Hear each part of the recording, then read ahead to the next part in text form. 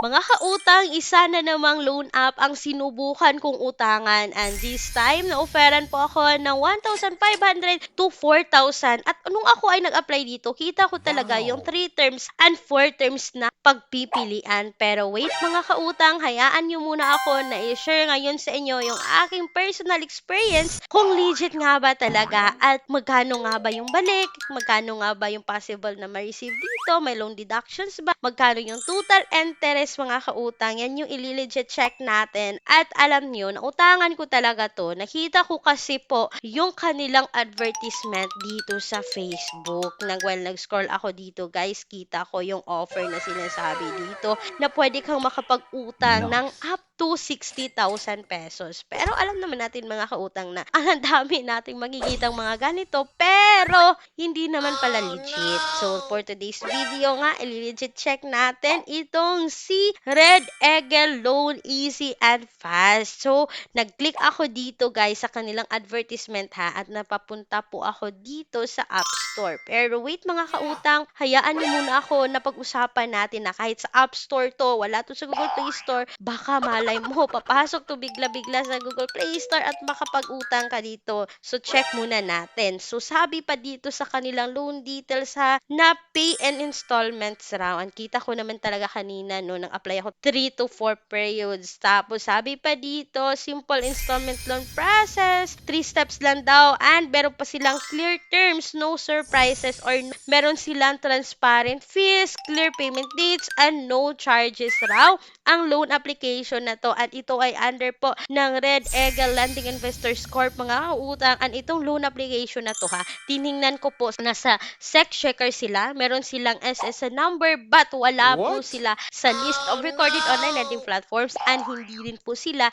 CIC accredited. So mga kautang, medyo red flag na pag ganito but nagugo pa rin ako para nga sa tamang expectation, para nga sa honest Nice. review ng loan application na to. Ang disclaimer ha, hindi po ako agent ng loan application na to. Wala po akong kaugnayan sa anumang mababanggit ko dito sa loan application na to. Ang kita nyo naman mga kautang dito sa dashboard, no, may pa 2,000 to 50,000 and pagka-click ko ng apply dito is bumaba po sa 20,000 yung offer at mga kautang same lang naman na halos lahat kung paano tayo mag-apply sa isang loan app, no, kailangan maglagay ng personal information, yung contact information, work information, and mga kautan dito po sa kanilang work information is pwede po halos lahat, no? Pwede yung mga entertainment, yung mga government, sabi pa dito, yung manufacturer and inventory, medical and health service, yung mga community school and personal services, mga kautang, pwede po Nice. sa mga marketing, advertisement, halos lahat pwede dito kasi hindi nanghihingi ng payslip. And dito loan up na to is 3 contact person lang po ang hinihingi at yung mga valid IDs na pwede po Nice. dito is National, Postal ID, pwede po TIN, PhilHealth ID, SSS, Voters ID, Driver's License, UMID, Passport. So nangunguna pa talaga sa listahan nila itong mga National, Postal, TIN, and PhilHealth ID. And alam naman natin na halos ganyan po yung mga valid IDs natin, di ba? So nag-apply ako gamit yung TIN ID ko dito mga kautang and nag-proceed agad sa face verification. So eto na no, may pa-timer sa taas no, kailangan mag-select ng disbursement fee for the e-wallet and bank. Sa e-wallet pwede GCash, PayMaya, and GrabPay. And dito na nga mga kautang, may 5 seconds sila to evaluate kung magkano yung offer na ibibigay. And eto na nga sa akin, kita nyo naman 1,500 to 4,000. May 3 periods and 4 periods po to. So mga kautang, sinagad ko na yung 4,000. So dito sa 3 terms nila or sinatabing 3 period, first period pa lang is magbabayad ka na ng 2,399 and the second period mga kautang is 2,399 pa rin.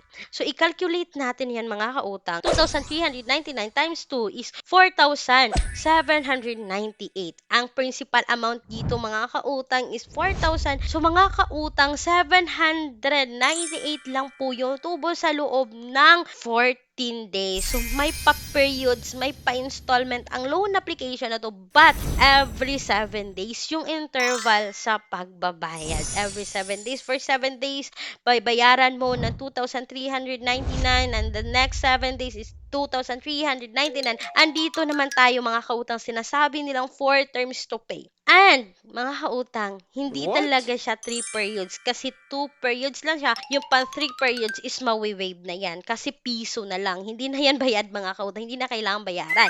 And dito nga sa 4 terms, sinasabing 4 terms is 3 terms lang din po. Kasi yung pang 4th is mawi-waive din. So, 1,732 plus 1,732 plus 1,732 times 2 plus 1,734 is 5,198. Ilalas natin yung principal amount dito na 4,000 is 1,198 yung tubo sa loob po ng 21 days mga kautang kasi every 7 days rin po yung interval sa pagbabayad dito. So mga kautang, yung hindi lang medyo okay sa part na to is wala talaga ako nakita kung magkano yung i-deduct. Hindi ko alam kung buo siya ma-receive kasi wala pong nakalagay. But make sure mga kautang pag ganito, hindi natin ini-expect, wag natin i-expect na walang deduction buo ma-receive kasi meron yan. And mga kautang, nag-try talaga ako meron po silang 5 minutes for approval. So, 5 minutes lang, malalaman mo na kung approve ka ba or decline sa loan application na to. And eto na nga, after 5 minutes is failed po yung application ko mga kautang. Hindi po ako na-approve dito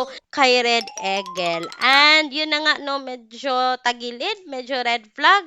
Hindi ko talaga siya ma-recommend. Hindi ko talaga siya ma-recommend. It is because of the interest rate and every 7 days to pay po siya. Kaya mga kautang, beware muna, wag muna dito, hanap muna tayo ng mga alternatives na pwede nating subukan na mas mababa ang interest compare dito sa loan application na to. And yes, ang dami naman pong alternatives natin mga kautang. At meron po dyan sa pin comment ng video na to, but make sure research din po muna sa lahat ng mga alternatives na pwede or mas better dito sa loan application na to. And speaking po sa bank personal loan, yes, palagi pa yan nagpapautang ang bangko ng minimum of 20,000, maximum of 2 million pesos. And please take note ha, all applications submitted is subject for approval. Si bangko pa rin ang mag-decide kung approve ka ba or decline dito. Kaya email na sa akin, Clarissa Aquincinturalizo, at mag-Viber na kung gusto nyo pa na karagdagang impormasyon tungkol dito. And mga kautang, hindi ko pinopromote itong si Red Eagle and hindi ko rin siya pwedeng i-recommend sa inyo. And please take note, hindi po ako agent ng mga nasabing loan application sa video na to. Ito lamang po ay honest review sa base sa aking personal experience and research. Once again mga kautang, wag mo nang subukan to. This is Clarice, ang inyong number 1 palautang dahil utang is life. Bye bye bye mga kautang!